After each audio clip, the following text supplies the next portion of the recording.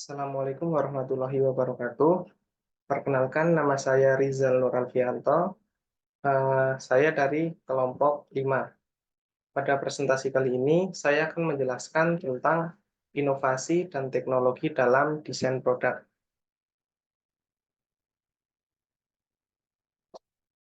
Nah, di sini saya dibantu oleh rekan saya, yaitu Tani Tamsur, dengan NIM terakhir 050. Dan langsung saja pada slide pertama, di sini saya akan menjelaskan tentang inovasi. Nah, kalimat berikut ini saya kutip dari Pak Mahfud tahun 2004. Beliau menjelaskan bahwa inovasi merupakan suatu proses untuk mengubah kesempatan menjadi ide yang dapat dipasarkan. Inovasi lebih dari sekedar ide yang baik. Suatu gagasan murni memegang peranan penting dengan pikiran yang kreatif, mengembangkannya menjadi gagasan yang berharga. Nah, kesimpulannya di sini, inovasi itu bukan hanya sekedar ide-ide yang baik saja, tetapi dalam ide-ide tersebut itu bisa dikembangkan dengan pikiran yang kreatif, kemudian menjadi suatu gagasan yang lebih berharga. Nah, slide selanjutnya saya akan menjelaskan inovasi dalam perspektif produk, proses, dan juga strategi. Pada tabel berikut ini,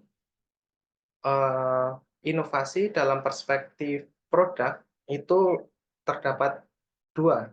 Yang pertama adalah create atau membuat atau mengadaptasi produk baru. Kemudian yang kedua itu eh, mendirikan produk pada sebuah pasar yang telah stabil ke level yang lebih tinggi. Jadi kita itu bisa berinovasi dengan membuat produk baru, atau kita juga bisa eh, membuat produk sendiri, kemudian kita eh, taruh nih pada sebuah pasar yang lebih tinggi. Kemudian kalau inovasi dilihat dari sudut pandang proses, dia juga ada dua. Yang pertama adalah mengubah jalannya suatu perusahaan itu beroperasi, atau kita juga bisa membuat proses tersendiri yang mana itu menawarkan keefektifan dan juga keefisienan yang lebih daripada yang sudah stabil di pasar atau yang sudah berada pada pasaran. Kemudian inovasi dilihat dari sudut pandang strategi, kita pertama bisa mengubah inti bisnis dengan cara expanding atau kita mengeluarkannya ke dalam sebuah pasar baru atau sebuah geografis baru, wilayah baru gitu. Kemudian kita juga bisa membingkai ulang eh, membingkai ulang sebuah nilai proposisi yang telah diterapkan kepada customer atau juga yang telah ditetapkan kepada suatu perusahaan pada sebuah rantai nilai. Jadi kurang lebih inovasi dalam perspektif produk, proses, dan juga strategi adalah sebagai berikut itu. Kemudian di sini ada aspek inovasi produk. Terdapat 6 aspek. Yang pertama adalah kompetensi manajerial.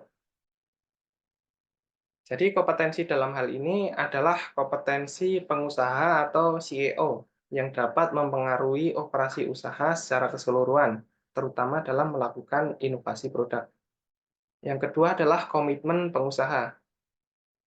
Komitmen yang tinggi terhadap inovasi dan kemampuannya mendorong serta menyuburkan budaya inovasi kepada karyawannya itu akan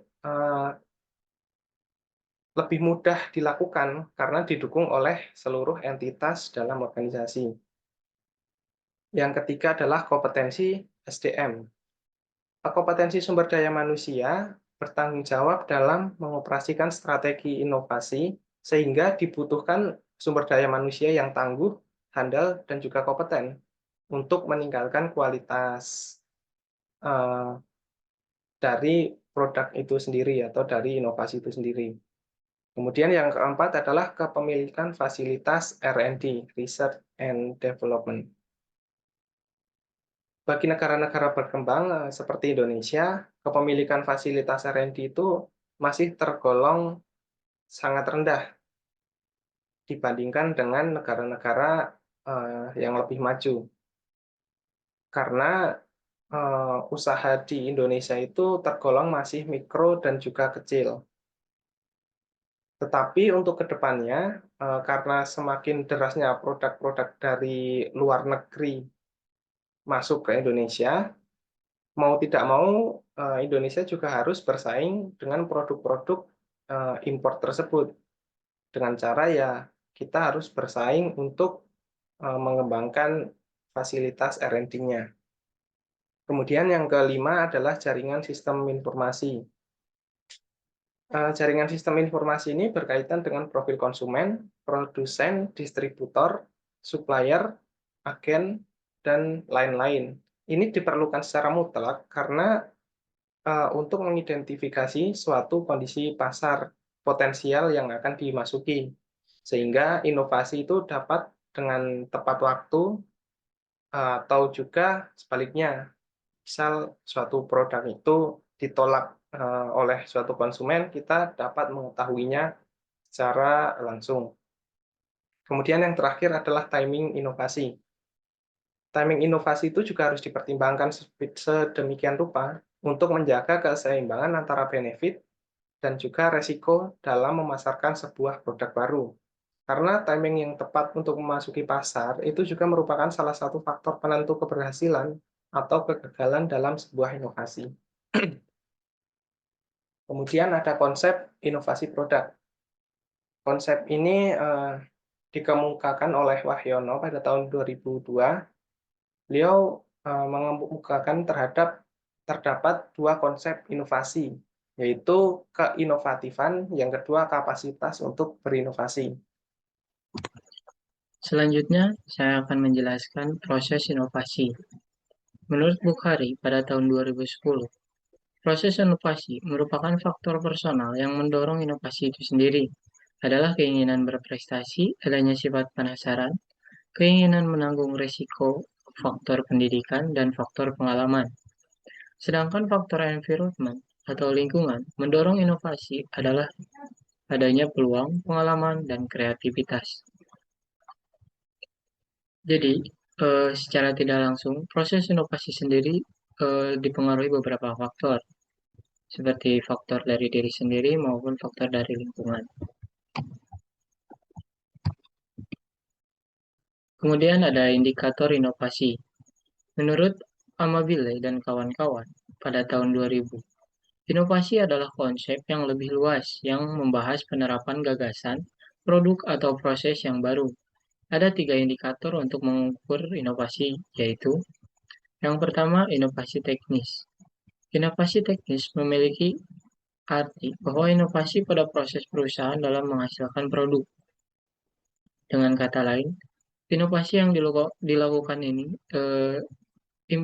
improvisasi dari pihak perusahaan itu sendiri. Kemudian yang kedua, yaitu perubahan desain, yaitu suatu kemampuan perusahaan untuk menghasilkan produk sesuai keinginan pelanggan.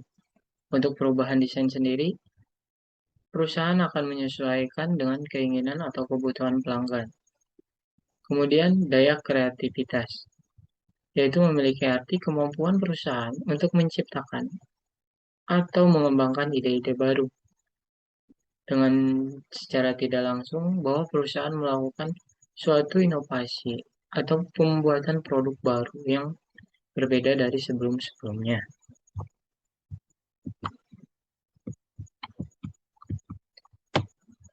Selanjutnya yaitu penjelasan singkat mengenai desain produk. Desain produk adalah rancangan dari suatu produk yang akan diproduksi yang berorientasi pada kebutuhan dan harapan pelanggan dengan menerjemahkan persyaratan permintaan ke dalam bentuk yang sesuai untuk produksi atau permintaan. Selanjutnya yaitu teknologi dalam desain produk. Yang pertama yaitu ada computer aided design atau sering kita sebut CAD, merupakan teknologi yang memungkinkan para desainer untuk membuat model tiga dimensi atau 3D dari suatu produk secara digital. Dengan CAD, desainer dapat membuat variasi desain dengan mudah, menguji fitur dan fungsi, serta melakukan simulasi untuk memprediksi kinerja produk. Selanjutnya yaitu Computer Aided Manufacturing. Setelah desain produk selesai, CAM digunakan untuk mengubah model CAD menjadi instruksi yang dapat dipahami oleh mesin-mesin produksi. Fungsi CAM adalah mengotomatiskan proses manufaktur dengan memanfaatkan model digital, sehingga mengurangi kesalahan manusia dan meningkatkan efisiensi produksi. Selanjutnya yaitu virtual reality atau VR. Digunakan untuk memvisualisasikan desain produk dalam lingkungan virtual yang realistis, sehingga memungkinkan para desainer untuk memeriksa produk seolah-olah mereka berinteraksi dengan produk fisik yang sebenarnya.